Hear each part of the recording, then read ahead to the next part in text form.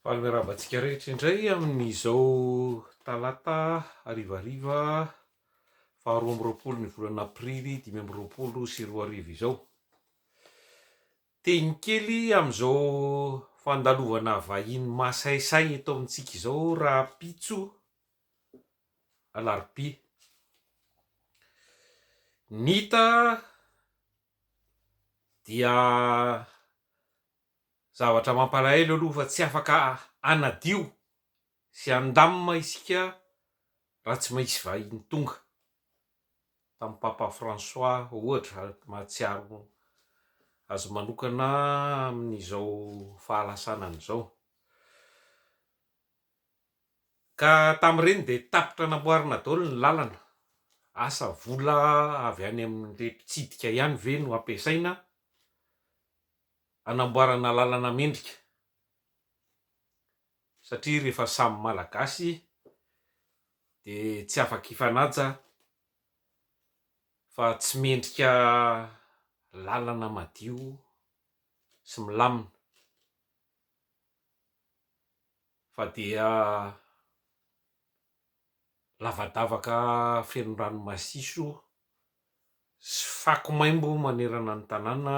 Zany no natao rehefa isika samy isika, tsetsatsiaritra fotsiny iny fa ny fanontaniana mipetraka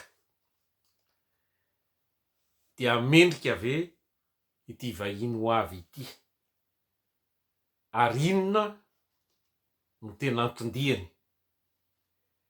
Ny tokony izy aloha dia tsy tokony nandray azy akory isika raha ny tena marina, raha hoe fitondrana manakambo ary manaja an'izany hoe asom-piandrianam-pirenena zany no misy, satria olona mibodo ireo tany nositsika ireo,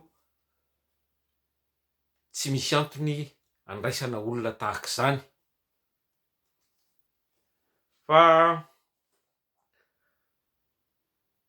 raha momba ny Inga Macron dia ambany dia ambany ny lazany, zany hoe cote de popularité na ny amin'ny taniny aza, satria ny 2 amby 20 isan-jato fara-fahabetsany 4 amby 20 isan-jato ny vahoaka frantsay no mankasitraka azy, ary tsy nisy afa-tsy 7 amby 20 isan-jatony no nifidy azy tamin'ny premier tour tamin'ny taona fifidianana farany teo tamin'ny 2 amby 20 sy 20. Ny 2 amby 70 isan-jato ny vahoaka frantsay zany dia tesitra aminy ary tsy mankatelina azy, ka ny vahoaka frantsay aza ataony mandraingiraingy ka inona moa izay irarahiny izay vahoaka malagasy ihany. Ny antony tsy itiavan'ny olona azy amin'ireo mpanao sondage dia ny fomba fietsiny, zany hoe ny comportement, manambonimbony tena sy mihevitra azy ho manana ny marina foana, tsy mety diso ary tsy mihaino vahoaka, misy mitovitovy amin'izay ao amintsika ao. Ka filohan'ny mpanana, zany hoe ireo manam-bola ny tena tohanany sy ampiny, satria banquier-n'ny Rothschild izy teo aloha, olona déconnecté hors sol hono ny fitenenin-drareo azy, tsingevana lavitry ny zava-misy zany. Ka isan'ny tsy itiavan'ny vahoaka frantsay azy koa ny fironan'ny lalina makany amin'ny ady zay misy ao amin'ny Rosia sy Ukraine.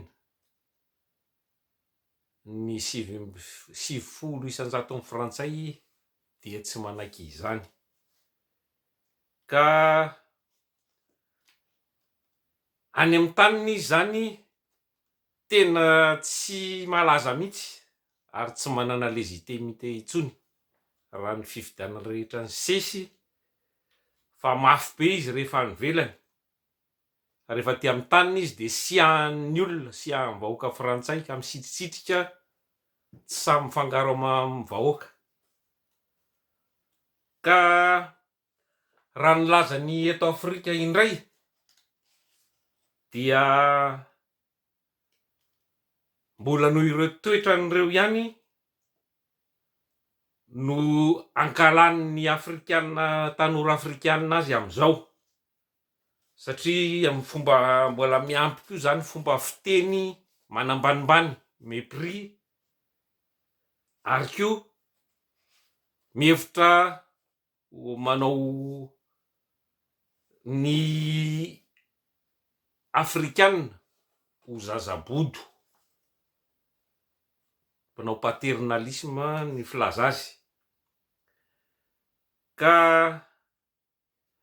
miakatra noho izany ny tsy fitiavana ny politika amin'ny Macron any amin'ireo firenena avaratry Afrika: Mali, Burkina Faso, Niger, Senegal ary Tchad. Zay firenena mitaky ny fanajana, zany hoe respect ny vahoaka afrikanina ary mandany néocolonialisme na ny fanjanahantany amin'ny endriny vaovao sy ny resaka France-Afrique. Eo amin'ny France-Afrique zay moa de efa hatramin'ny nanomezana ny fahaleovantena mandrakizao no mambotry ny harenan'ny Afrika ny frantsay, resaka pétrole, uranium, volamena sy ny sisa. Miola misy koa ny atao hoe dette coloniale ary tsy resahana intsony ny franc CFA fa itsika moa tsy voakasika izany. Firenena isan'ny sahirana mafy indrindra i Frantsa amin'izao fotoana izao ary bokatrosa, ka mitady gana, mitady kanara ho volosana, mitady gana vendrana zay manaiky ho tsetsefiny sy ho sovaliany. Ka ny antondihany dia mazava ho azy fa ny tombontsoa frantsay, tsy ny malagasy velively akory.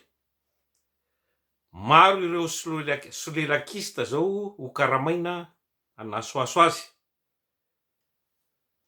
ary mba iarovany an'izay tombontsoa frantsay izay indrindra no atongavany anohanana ny mitovy aminy, ny frantsay mitovy aminy, andevo, esclave de salon hozy izy ry Traoré, voavidy sy mpamadika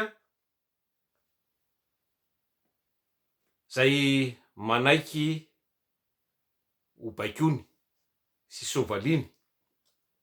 Ka potsista mahafatrapo, satria potsista mpamadika tamin'ireny fanonganam-panjakana tamin'ny 2010 reny de mazava fa ny frantsay ny tao ambadika, antany hitantsika ny video nataony Topoklady de Ratsiraka. Tsy mitovy an'ireo potsista tena tia tandrazana zay enjehiny ary fofony mihitsy ny ainy, satria miaro ny taniny sy ny tombontsoan'ny taniny. Ka fantany tsara ny tsy fanajana ny zon'olombelona eto Madagasikara, fantany tsara ny fanitsakitsahana an'izany demokrasia zany fa tsy ahoany, satria tena mety aminy io mpamadika saribakoly naturalisé frantsay io, satria zay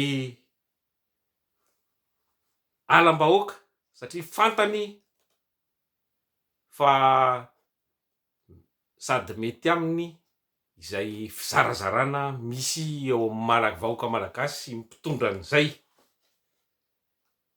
Ary ny antony de mba tsy hiverenan'ny fahefana amin'ny vahoaka maro anisa mandrakizay efa nosakananareo zareo zany tamin'ny taona 1970 naminony amin'ny tompoky la koloniely Ratsimandrava zay nanome fahefana feno ny vahoaka tamin'ny alalan'ny fokon'olona, natahorany mafy zany ary mikitikitika koa ny tombontsoa nireo kompania kolonialy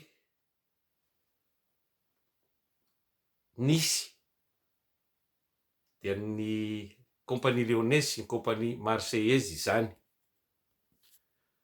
Ary koa ny fanonganany any Ingara-Valomanana tamin'ny 2010 zay nanomboka nanome lamosina azy nisokatra tamin'ny firenena hafa ary napiditra ny teny anglisy zay tsy zaka amin'ny vavoniny. Ka ny anton-dia amin'ny faharoa dia momba an'io resaka fanandratana sy fampielezana ny teny frantsay io na francophonie.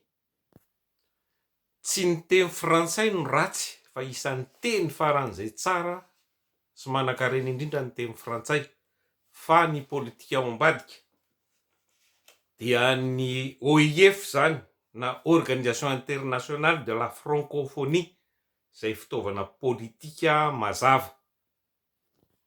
Ny CENI ohatra dia ratsa mangaika ny OIF io zany Organisation de la Internationale de la Francophonie, mody hoe ampivelarana ny demokrasia mba hisian'ny fifidianana mangarahara ary tsy miankina. Nefa de fantatsika tsara fa sady tsy miankina io, tsy resaka hoe tsy miankina zany io no fanetroben'ny safidim-bahoaka eto amin'ny tanitsika. Natao hitazomana ireo saribakolin'ny frantsay eo amin'ny fitondrana. Eto am-pamaranana dia tsy vahaolana ao amin'ny Madagasikara fa efa problemantsika efa 30 taona i Frantsa, ka tsy izao i Macron no hanaovy izany zay zazana velan'ny fanjanahana frantsay. Marina ny azy fa isika no adala raha mbola manaiky eo ataony sy mamela an'io andevony zay mpamono ny fahaleovantenantsika sy ny fiandrianam-pirenentsika io. Jereo ireo firenena zay niala tamin'ny Frantsa, ny AES zany, Alliance des États du Sahel, zay mandroso satria ny haren'ny firenena dia miverina ho an'ny vahoaka. Tsy taky ny eto amintsika zay tratra miondrana tsokosokany velany, tsy misy bedy ary tsy misy fiafarany. Ka raha mbola io voavidy io no eo dia afoizo renositsika antoky ny fahaleovantenantsika sy ny fiandrianantsika. Saia isika maneho ny atezerantsika manoloana an'izao fitsidihan'ny mpipodin'ny tanitsika izao. Ataovy daholo ny fomba rehetra anaovana izany. Tsy ekentsika ny fanjanahana frantsay, arovo ny tanitsika ary asandrato ny tenitsika, fa io no antsika arovy ary sady tsy amidy no tsy atakalo na iny kidona na iny kiatra. Masina ny tanindrazana.